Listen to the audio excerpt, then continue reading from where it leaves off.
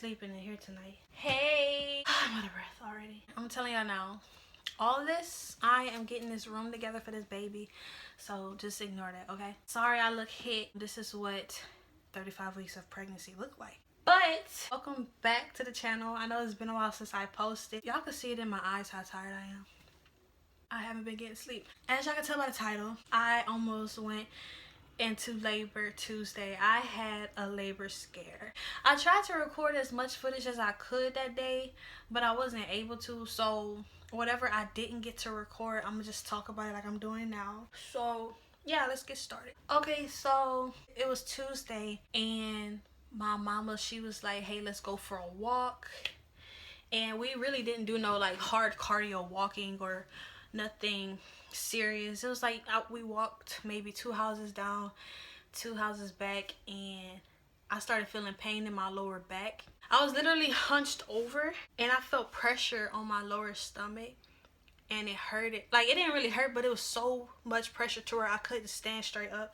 So after that, it passed. Like, it came and then it passed. Then we went to the house and I remember I was in the dining room and my boyfriend started talking to me and he looked at me. He was like, what's wrong? Because I was hunching over again. I was like, I can't breathe.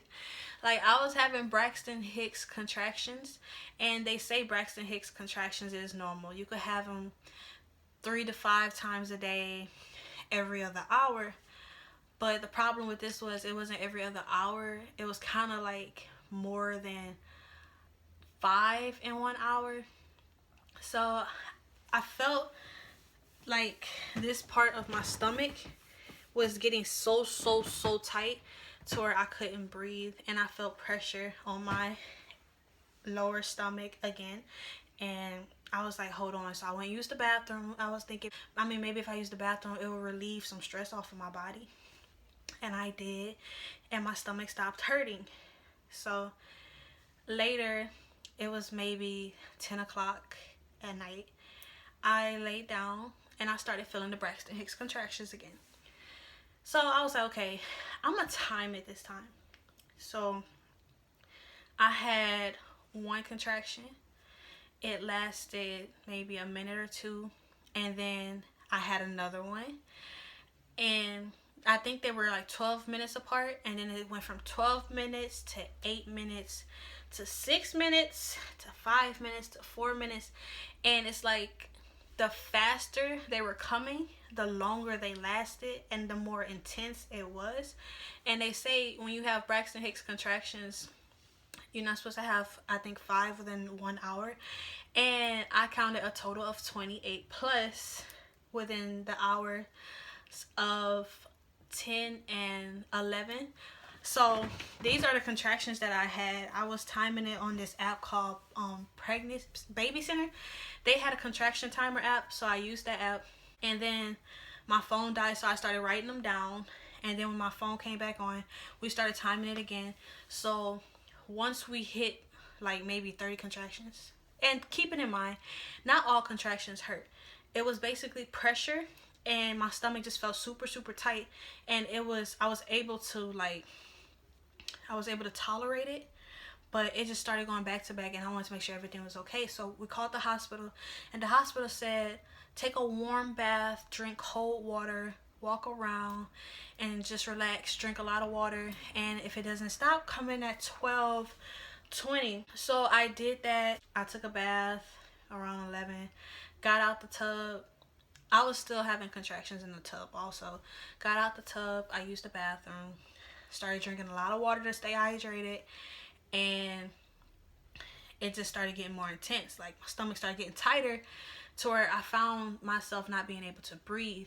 Not like can't breathe, but it's like it was kind of hard for me to breathe to where I was taking deeper breaths, and I wasn't able to speak because that's how much I was out of breath. So once it hit 12:20, we got in the car, we made our way to the hospital, and because of the corona stuff that's going on, there wasn't really a lot of people in the lobby, so it was just me and my mom. Well, she came to the door with me. They started questioning us, asking us if we've been around people with corona and stuff like that. We had on masks and gloves. My daddy and my brother had to wait in the car. After my mama checked me in, I was in the lobby by myself. And then after that, they called me to the back. They took my blood pressure. She asked me questions, and I started having contractions in front of the nurse. And she felt my stomach. She said, yeah, you're having contractions. We're going to get you a room.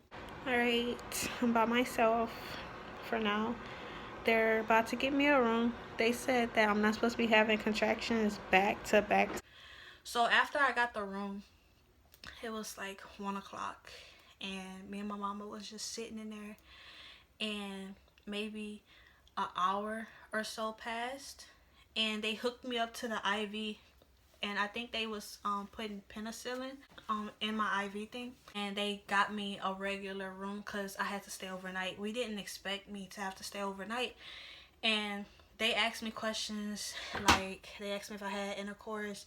They asked me if I had stress. They tested me for like diseases and anything that basically they ran tests on me to see what could have caused me to have contractions. All the tests came out negative. I didn't have anything, no signs of stress or anything. I tested positive for early labor, so there was a chance I was gonna have Liana early.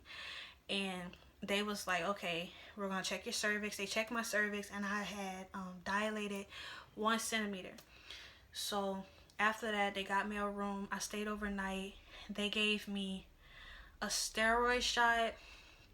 I won't be able to name all the medicine that they gave me because it was so much. First night, they gave me a steroid shot in my butt, and I had to take a pill. And I think I went through 3 bags of penicillin and 1 small bag of something that started with an M. All this was going inside my IV thing. I was not able to eat. I was on the labor diet, so I was only able to eat like popsicles, ice, drink juice, and water. I wasn't able to eat nothing solid. I was only able to have 1 visitor every 24 hours, so it was terrible. My mama, like, she was there for a long time. She didn't even sleep. So after the 24 hours passed, she got switched with her replacement. Same thing happened the next day. I still was able to eat.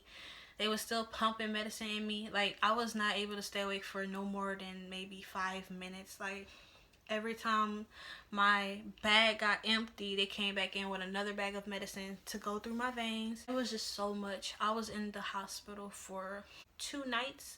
I left Thursday, so from Tuesday to Thursday I was in the hospital. They finally let me eat maybe Wednesday morning. I was actually able to eat something, and it didn't really bother me that I was eating because I stayed asleep the whole time. All I can do was just pee and sleep. And they had me hooked up to this machine where they was timing the contractions and timing the baby's heartbeat. Her heartbeat was between 30 and 40. She's a weird girl. Yo, my mirror just fell. What in the hell is going on? My mirror just fell, and I don't know why. My bad, y'all. I don't even remember where I left off. Okay, so I'm gonna just fast forward to Thursday. It was Wednesday night. I was asleep, and I got another steroid shot. They gave me another pill. Basically, they wanted me to hold her in until I was like 9 months exact, because they want her to be full term, so like 37 weeks. I'm like 35 weeks now, so they want me to hold her in for like 2 extra weeks. I don't know how they expect me to do that because I couldn't hold her Tuesday. So if she comes, she comes. But that's basically what they was doing. And then they were so like confusing, and they had so much lack of communication. One nurse came in, she was like, we're gonna move you to the 5th floor for the high-risk pregnancy. Then one doctor came in, oh, you're staying on this floor. I don't know what they're talking about. Then another doctor, oh, we're about to move you. Then another doctor. It was just so much, and everybody was giving me mixed emotions. One second they telling me get ready for her, the next second they telling me I'm not having her. So then after that, Wednesday night going into Thursday, it was 4 o'clock in the morning. I was knocked out, but they had to wake me up for my steroid shot. So 4 o'clock in the morning, I woke up, they gave me my shot, and then they moved me to the 5th floor for the high-risk pregnancy. and they didn't hook me back up to the IV machine. They wanted to see how I would do without the medicine. Told me I could stop looking forward to May 28th because she's most likely coming at the end of April or early May. So stay tuned for that. Make sure y'all subscribe to this channel, turn on post notifications so that y'all don't miss my labor and delivery video. That's what happened Thursday morning.